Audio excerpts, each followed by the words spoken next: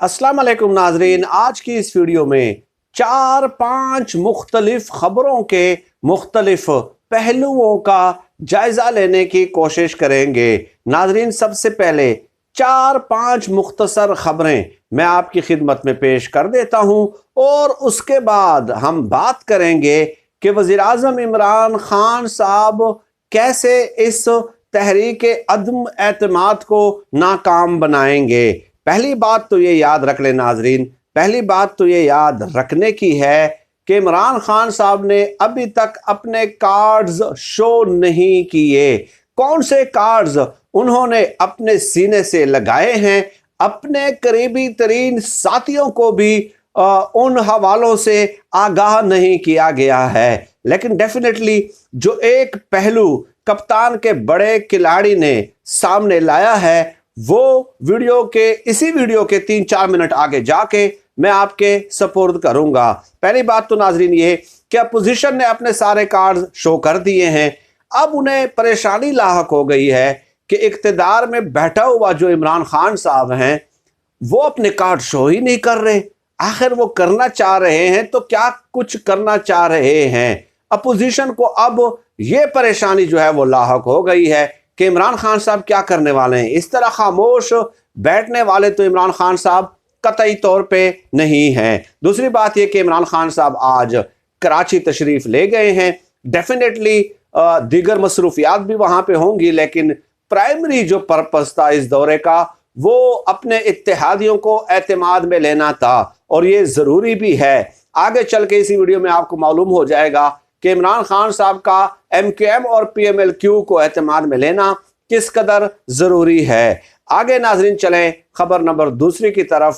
दूसरी खबर यह है कि कौमी असम्बली के जो स्पीकर हैं असद कैसर साहब, उन्होंने मुशावरत शुरू कर दी है और वो बहुत जल्द जो है कौमी असम्बली का इजलास बुला सकते हैं ताकि अपोजिशन को ये मौका मिल जाए कि वो तहरीक अदम एतमाद पेश कर दें कौमी असम्बली में। और इससे आगे नाजरीन चलें कि अलीम खान, इसाक खाकवानी, औन अब्बास साहब जो हैं कहा जा रहा है कि वो बैरून मुल्क रवाना हो गए हैं और जहांगीर खान तरीन से मुलाकात करेंगे।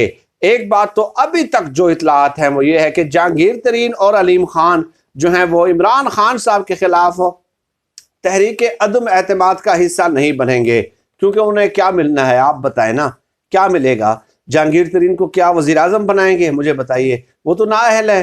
क्या चले अलीम खान को वज़ीर आला बना दिया जाता है तो जहांगीर तरीन को कितने नफलों का सवाब मिलेगा। एक सोचने की बात है ना। आप खुद भी इंसान को अल्लाह पाक ने अकल दी है कि अलीम खान को वज़ीर आला अगर बना भी दिया जाता है तो जहांगीर तरीन को क्या मिलेगा, कोई ओहदा नहीं मिलेगा।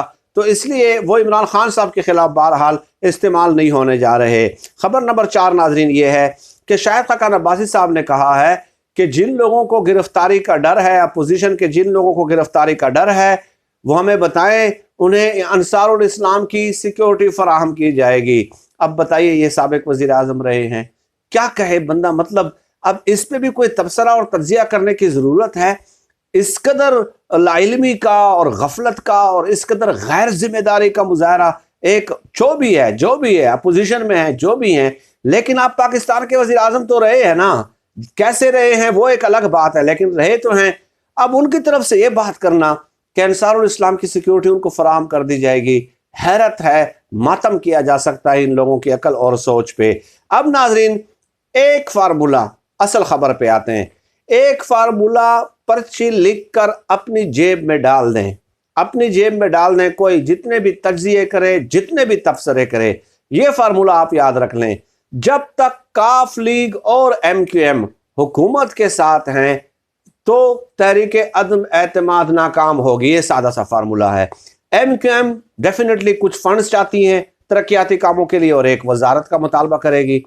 और फर्ज किया इमरान खान साहब ने परवेज इलाही को अगर वजीर आला बना लेते हैं तो गेम इज फिनिश, तहरीक एतमाद इज फिनिश। 162 हुकूमत के अरकान जो है ना अपोजिशन के पास हैं, तकरीबन कम से कम 10 उन्हें चाहिए। 172 उन्होंने बहर सूरत पूरे करने हैं। तो वो कैसे पूरे करेंगे। एक पहलू तो ये हो गया। दूसरे पहलू की तरफ आ जाते हैं नाजरीन। ये जो थंबनेल आप देख रहे हैं کہ کپتان کی حکمت عملی کیا ہے، اور دوسرا یہ کہ سپریم کورٹ میں اب یہ فیصلہ ہوگا، یعنی کہ تحریک عدم اعتماد کا اب پارلیمنٹ کے بجائے سپریم کورٹ میں فیصلہ ہوگا۔ بابر امان صاحب ڈیفینیٹلی سینئر ترین وکیل ہیں، اور ان کی قانونی مہارت پہ تو ڈیفینیٹلی کوئی سوال نہیں اٹھا سکتا۔ دیکھیں، چاہے وہ پیپلز پارٹی میں تھے اس وقت بھی تھے، یہ لیگل ایکسپرٹ تھے، اب عمران خان صاحب کے ساتھ ہیں، عمران خان صاحب کے ساتھ نہیں بھی ہوں گے تو کچھ چیزیں اسٹیبلشڈ فیکٹ ہوتی ہیں، ٹھیک ہے، سیاسی معاملات الگ طرف اور قانونی مہارت الگ طرف، وہ تسلیم کرنی پڑتی ہیں۔ تو بابر امان صاحب کل ایک پروگرام میں شریک ہوئے، تفصیلی انٹرویو دیا، اس میں انہوں نے یہ کہا کہ بات یہ ہے، پلاننگ ظاہر کی، اب آپ دیکھ لیجئے کہ کیسے معاملہ سپریم کورٹ تک جائے گا۔ انہوں نے کہا کہ بات یہ ہے کہ ہم اور ہمارے اتحادی جس دن یہ تحریک عدم اعتماد پیش کریں گے ہم بائیکاٹ کریں گے۔ ایک میں ہوں گا پارلیمنٹ میں اور ایک سپیکر ہوں گے، سپیکر تو ڈیفینیٹلی ووٹ نہیں ڈالیں گے نا، اور میں اس لیے ہوں گا کہ میرا ووٹ نہیں ہے۔ اور ساتھ ہی انہوں نے یہ بھی کہا کہ کوئی بھی شخص چاہے اپوزیشن کا ہو یا کوئی بھی شخص شامل ہو حکومتی، تو وہ ووٹ کنسیڈر کیا جائے گا۔ تو میں اس لیے شریک ہوں گا کہ میرا جو ہے نا ووٹ تو ہے ہی نہیں، تو اس لیے میرا ووٹ کنسیڈر نہیں ہوگا، ایک بات۔ دوسری بات انہوں نے کہی، فرض کیا یہ دعویٰ کر رہے ہیں کہ ہم نے عمران خان صاحب کے 20-21 MNAs جو ہیں وہ توڑ دیے ہیں۔ بابر امان صاحب کہتے ہیں کہ فرض کیا توڑ دیے ہیں، ہم نے مان لیا، اب اس دن وہ ڈیفینیٹلی شو آف ہینڈ کے ذریعے ووٹ دیں گے نا۔ اس دن میں بھی بیٹھا ہوں گا، سپیکر بھی بیٹھے ہوں گے، تو وہ جو 21 لوگ ہیں وہ ہاتھ کھڑا کریں گے کہ ہم عمران خان صاحب کے خلاف تحریک عدم اعتماد میں ووٹ ڈال رہے ہیں، وہ ہاتھ کھڑا کریں گے وہ 21 لوگ۔ اس کے بعد ہوگا کیا کہ اسپیکر قومی اسمبلی جب وہ ووٹ ڈال دے گا، اس کے بعد وہ ریجیکٹ کرنے کا اختیار ہے، رولنگ دینے کا اختیار ہے۔ اسپیکر قومی اسمبلی بیٹھے بیٹھے ان کے خلاف ریفرنس جو ہے وہ الیکشن کمیشن بھیج دیں گے، ان کا ووٹ ریجیکٹ کر دیں گے۔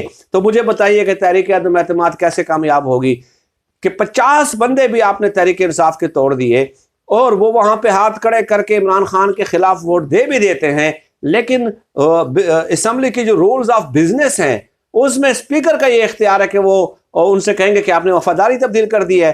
آرٹیکل 63A کا حوالہ دیا ہے بابر امان صاحب نے، 63A کا، اور اس میں کہا ہے کہ یہ قانون پیپلز پارٹی کے دور میں بنا تھا اور نواز شریف صاحب نے ڈٹ کر حمایت کی تھی۔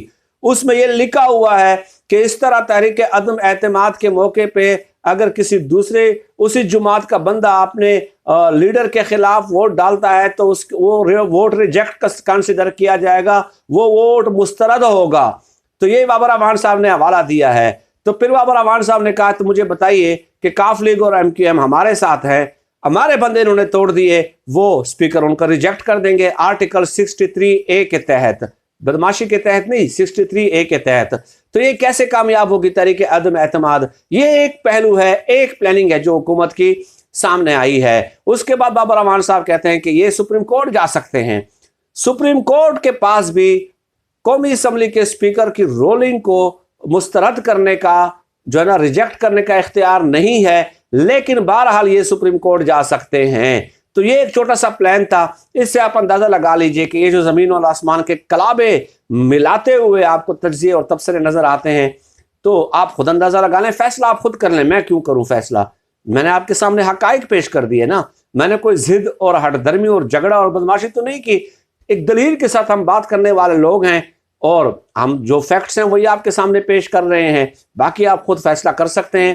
میں آپ کے ووٹس کمنٹس کا منتظر رہوں گا کہ ان دلائل کو سننے کے بعد آپ کو کیا لگتا ہے کہ تحریک عدم اعتماد عمران خان کے خلاف کامیاب ہوگی یا ناکام ہوگی؟ سر دست میں اسی پہ اکتفا کرتا ہوں۔ اللہ پاک سے دعا ہے کہ اللہ پاک ہمیں خلق خدا کے لیے آسانیاں پیدا کرنے کی توفیق عطا فرمائے، آمین یا رب العالمین۔